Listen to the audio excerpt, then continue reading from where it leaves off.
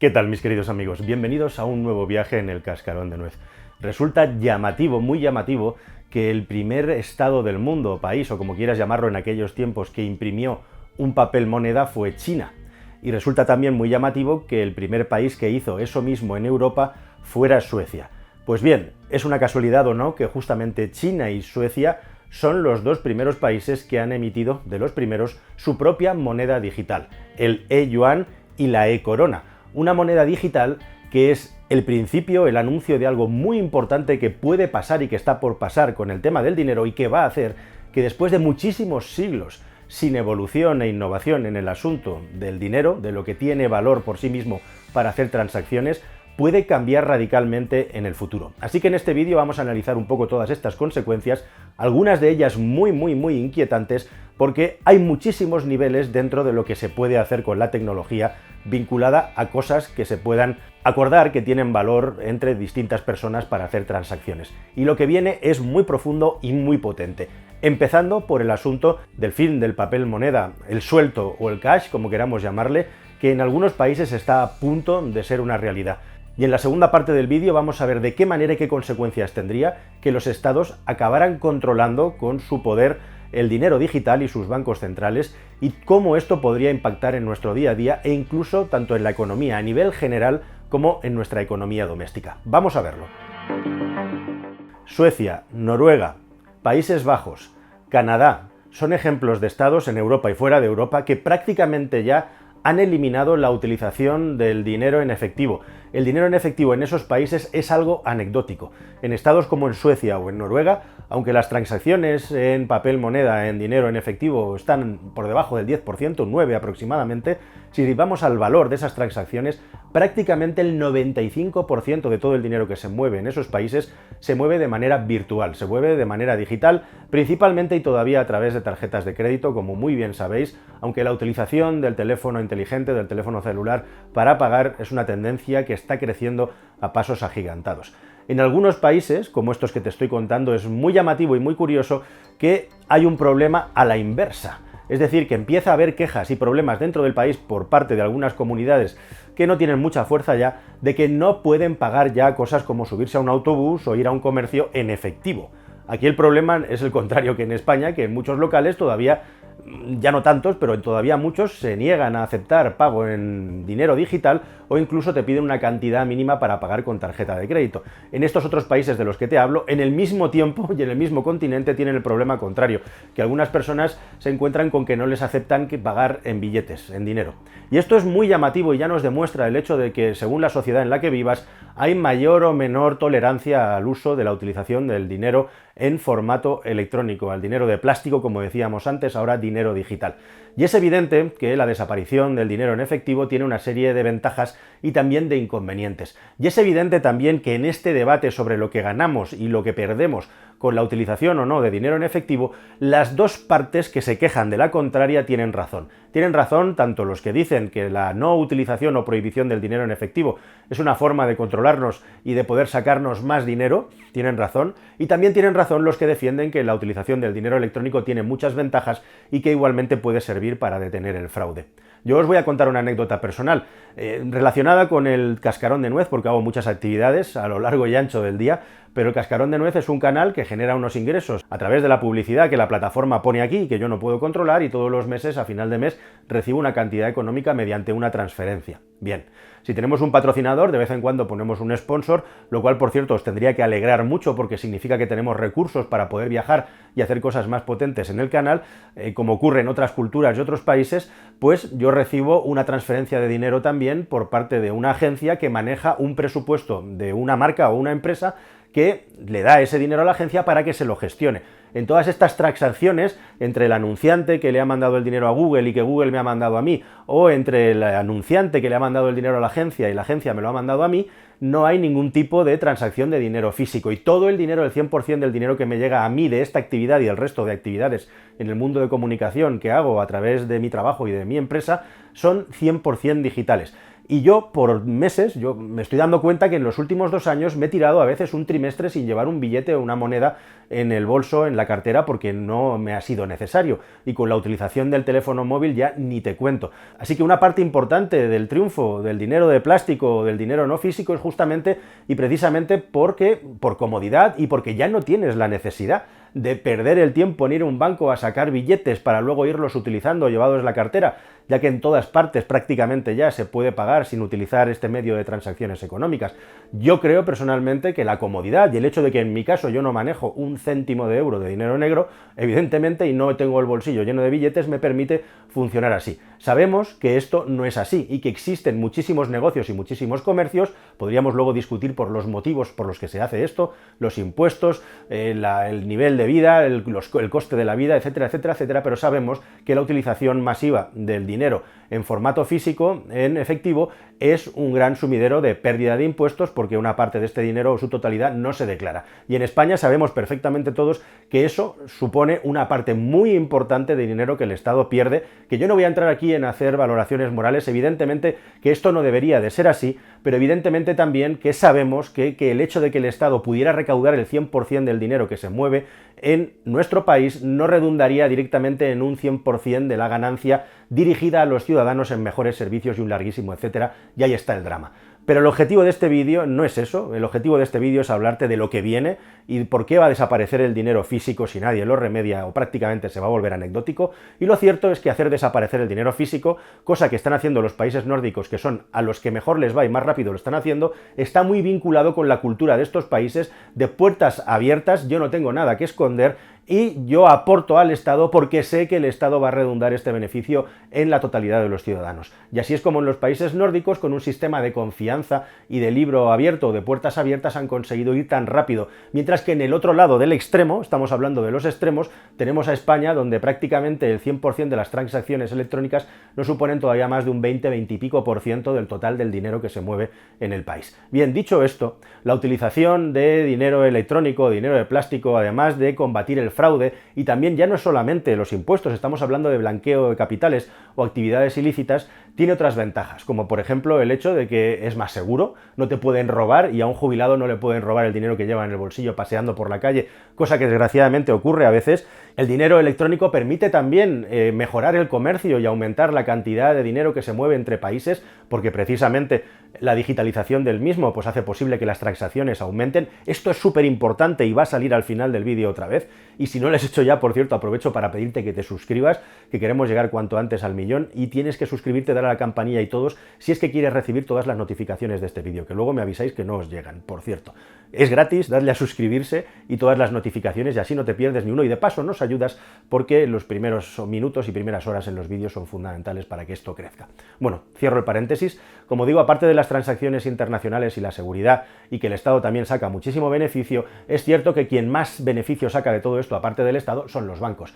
que se ahorran un montón de dinero en gastos de gestión, en gastos de personal, en entidades, en oficinas, en cash, que ahora ya no tienen que utilizar, es al revés, nos están sablando, nos están quitando cajeros por sacar dinero, porque el dinero en efectivo ya se está penalizando. España es, junto a Suecia, el único país de la Unión Europea que tiene un umbral de 1.000 euros para las transacciones en efectivo de manera legal, con lo cual ya se ve también por dónde van los tiros. Pero evidentemente, aparte del Estado, el gran beneficiado es justamente los bancos por la cantidad de dinero que se ahorran a la hora de tener que gestionar el dinero de una manera automatizada y digital. Digital, por cierto, que también permite ciertas innovaciones tecnológicas de las que nosotros nos estamos beneficiando enormemente. A mí, por ejemplo, me permite ahorrar un montón de tiempo. ¿Cuáles son los contras de tener el dinero solamente en formato digital y no poder disponer de efectivo? El primero y más importante ya lo hemos visto, la pérdida de privacidad, la pérdida de libertad, en el sentido de que si solamente utilizas dinero digital, te lo pueden rastrear todo y pueden controlar en qué estás utilizando tu dinero, cuándo, cómo, etc.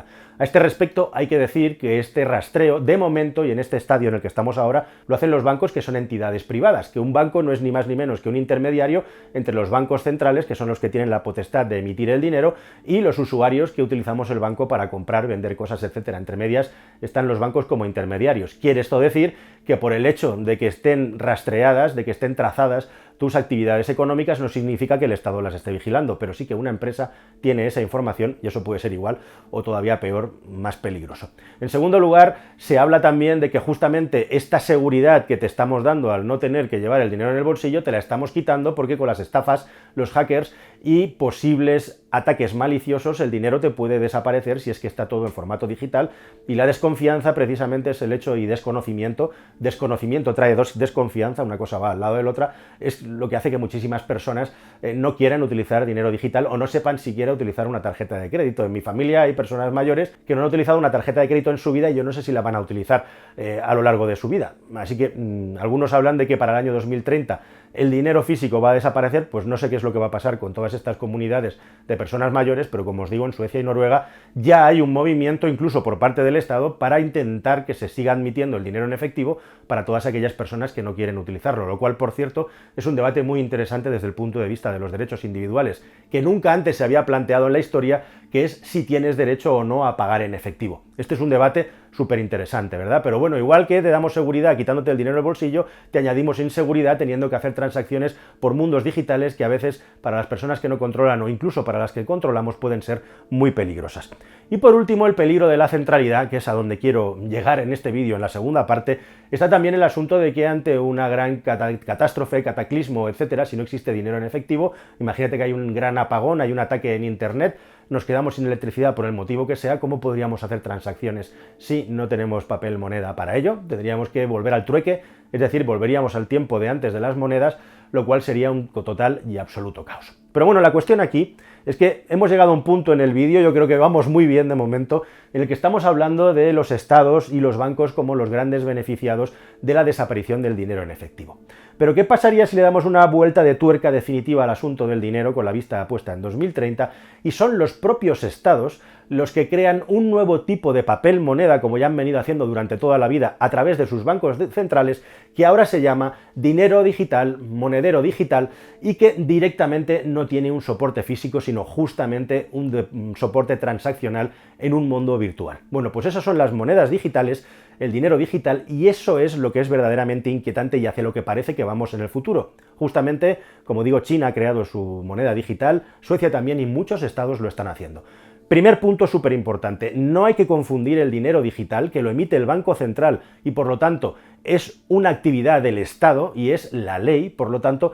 de lo que son las criptomonedas o las monedas virtuales. Las criptomonedas realmente no es dinero digital, es algo que está siempre vinculado a un activo y a un activo subyacente, por ejemplo Facebook o no sé, WhatsApp o Twitter, X ahora crea su propia moneda virtual. Siempre va a estar vinculado, como digo, a un activo. O hay un soporte por parte de una tecnología que personas acuerdan que es fiable, como por ejemplo puede ser la tecnología de blockchain en el caso del Bitcoin y otras muchas criptomonedas que se soportan sobre tecnologías trazables, en este caso la tecnología del blockchain. Pero como veis, este tipo de monedas virtuales, tokens o criptomonedas, están pensadas para un tipo de actividad que no tiene que ver con la utilización del dinero, aunque se puedan juntar en determinados puntos, entre otras cosas porque no tienen la capacidad para soportar el nivel de movimiento de tráfico de todas las transacciones de todo el mundo. Y por lo tanto, teóricamente no sirven para sustituir 100% a lo que venimos conociendo como el dinero. Pero en este caso, como digo, el dinero digital es algo que emana no de entidades privadas o de comunidades de usuarios descentralizadas, sino de los bancos centrales. Es ni más ni menos que el dinero de toda la vida, pero ahora convertido en un activo digital. Y esto tiene un riesgo muy importante incluso para los bancos, porque directamente el papel de los bancos de intermediario se podría haber visto en entredicho, aunque bien podrían los bancos centrales seguir cediendo a los bancos la gestión del dinero digital. Con el dinero digital controlado por el Estado, no solamente estaríamos trazados, no solamente el Estado, y en este caso no los bancos, y ahí voy, sabrían en dónde estamos gastando nuestro dinero y para qué, sino que además podrían permitirse el lujo de hacer cosas que pueden parecer ciencia ficción, pero que son totalmente factibles. Por ejemplo, ¿te imaginas que el Estado te obligue a gastarte el dinero porque la economía no está muy bien y le pone fecha de caducidad a tu dinero y te obliga a gastarlo para que la economía se mueva? Con un dinero digital eso podría suceder, puesto que quien pone la ley es quien decide cuánto tiempo tiene valor tu dinero en función de una serie de variables que desconocemos. ¿Te imaginas que en tu estado, en tu país, el carné de ciudadano, de buen ciudadano, como ya tienen en algunos lugares en China, te dé o te quite dinero, igual que ahora mismo las multas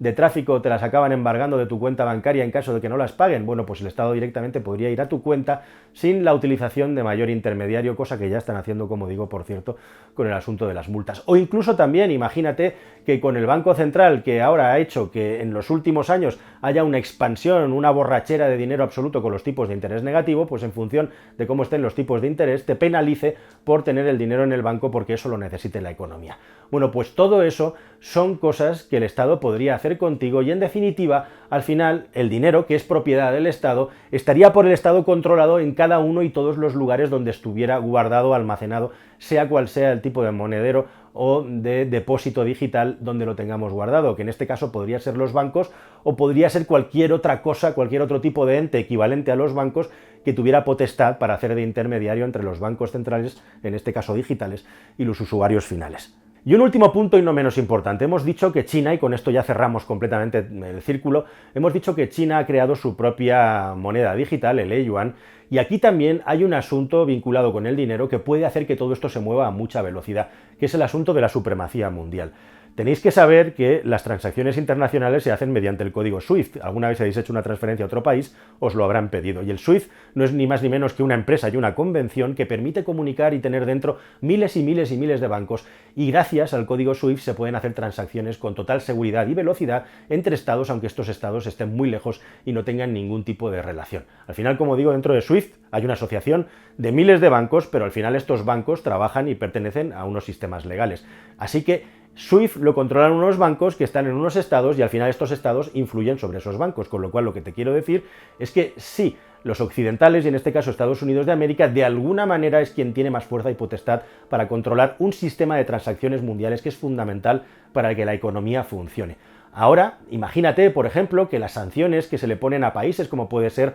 a Rusia o a Irán o cualquier otro país por cualquier cuestión que hayan pasado, sin SWIFT es imposible que tengan valor, y especial y específicamente si los estados sancionados están dentro de SWIFT, como es el caso, se tienen que buscar una alternativa a toda velocidad. Pues ahora imagínate que con la presencia de una moneda digital, todo este sistema de descentralización y la expansión de estas monedas digitales permitirán saltarse el sistema SWIFT, con lo cual un estado pudiera no solamente ser independiente de sanciones, sino además tener más facilidad al ser alternativa de colonizar la economía de otros países y las transacciones a través de un sistema alternativo. Por eso las monedas digitales también pueden ser utilizadas directamente como un arma contra otros países, y eso justamente ahora está empezando a pasar. Nada más, queridos amigos, lo único cierto y sabido es que se sigue empujando hacia la desaparición del dinero en efectivo hasta hacerlo prácticamente testimonial. Posiblemente ese será el escenario. En algunos países en el año 25 ya se lo podrían cargar definitivamente, los nórdicos, Canadá. En otros se supone que para el año 30 pues se habrá dado la vuelta a la tortilla como el nuestro, y el dinero físico, aunque aquí hay muchísima más resistencia,